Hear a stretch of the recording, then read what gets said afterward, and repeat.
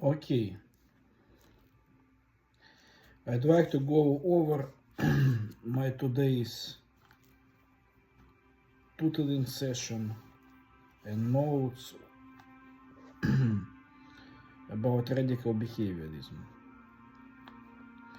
Radical behaviorism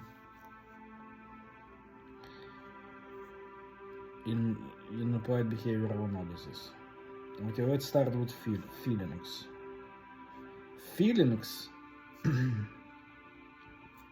do not cause behavior and can be explanatory fiction. So it's both. They do not cause behavior and can be explanatory fiction. I think it's tricky, so I'd like to go into more details, into more explanations. So feelings are behavior and as such are interpretable in terms of behavioral principles. So feelings is behavior. Of course, a feeling cannot simultaneously be a behavior and a cause of behavior. So it can be at the same time be behavior and cause of behavior at the same time.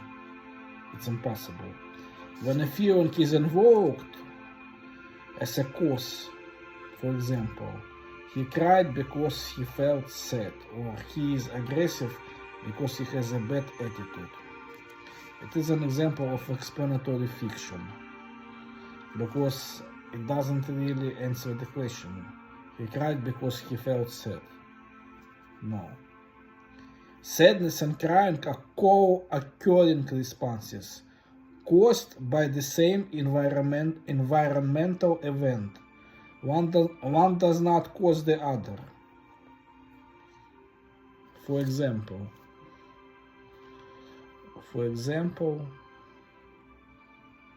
let me go into my today's session. Hold on. I have to find it. Okay, I found it. Great. Okay, so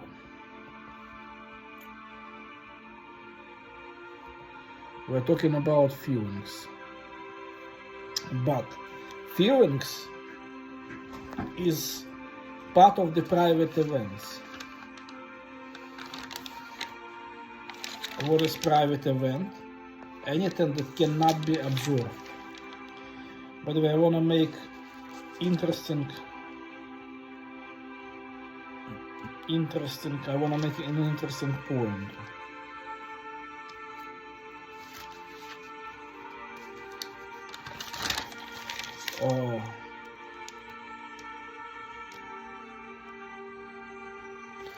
Here's the very interesting point. Feelings are private events, but not all private events are feelings. This is very important, because otherwise it's confusing. So it's very important to understand this concept. Okay, what is private events? Anything that cannot be observed. aka covered behaviors. Toothache, headache, feelings, emotions, thoughts, not observed. Journaling, etc. But still it influences behavior according to radical behaviorism. And an applied behavioral analysis is based on radical behaviorism. So antecedents or environmental conditions, remember, you have an internal and external environment. So internal would be private events and external is public. So internal is private event, emotions, etc. External is public, what we can see. So we started with feelings. Let's go back to feelings. Feelings, what are they? They are private events, emotions, label tact, of internal environmental state and thoughts that go with it. Experiencing a feeling is a behavior. Can be explanatory function, can be explanatory verification. This is wrong. Does not have a place in behavioral analysis. Wrong, because private events do have a place in behavioral analysis, because we should treat them as any behavior. The same thing. Can be explanatory fiction. Right. There is a cause for the feeling, covered behavior, and action, other behavior. Do not cause behavior, right? Why do not cause behavior? Because the behavior cannot be the cause of itself. Feelings are already behavior. Okay, so let's go more into it.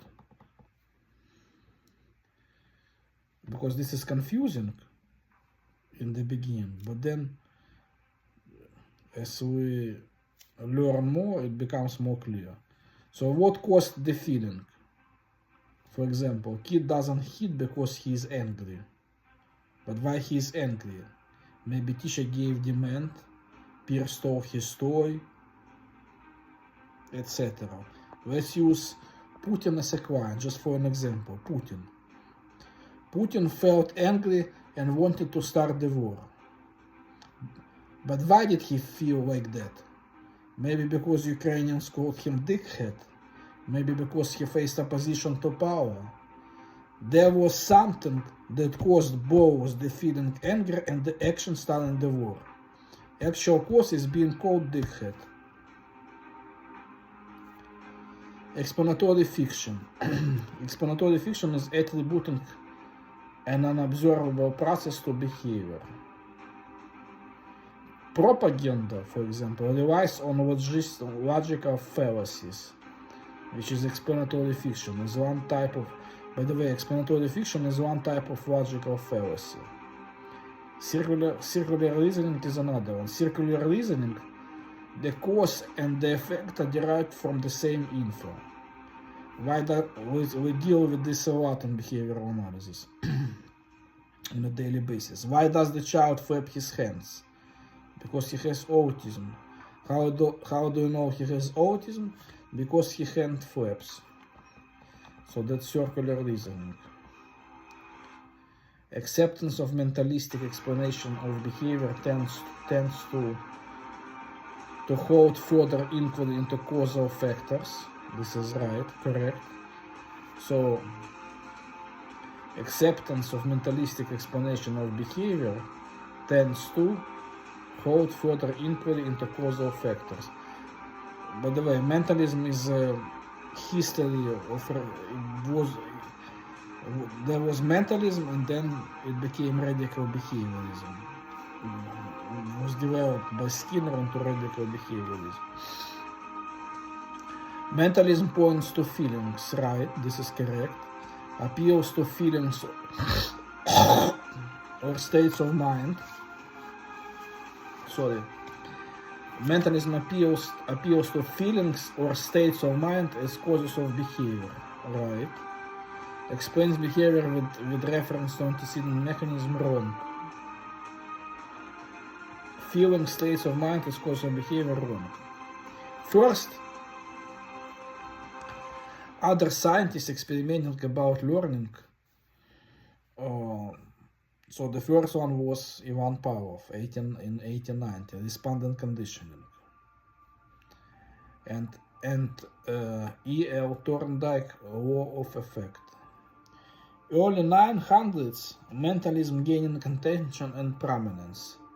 Freud and Jung, thoughts and feelings control behavior. Internal locus of control. In 1920, John Watson and methodological behaviorism, all behavior is only caused by external factors. And then in the 30s and 40s, B.F. Skinner merges some mentalistic theories with methodological behaviorism to form radical behaviorism. Thoughts and feelings exist and influence behavior, but are not what we work on in behavioral analysis. Okay, reinforcement. What is correct way to talk about reinforcement? ABC. After the target behavior will reinforce behavior we want to increase. Behavior happens more often. Define reinforcement. Definition of reinforcement: a stimulus change following a behavior that increases the likelihood of that behavior happening again in the future under similar circumstances. Okay, that's enough for today.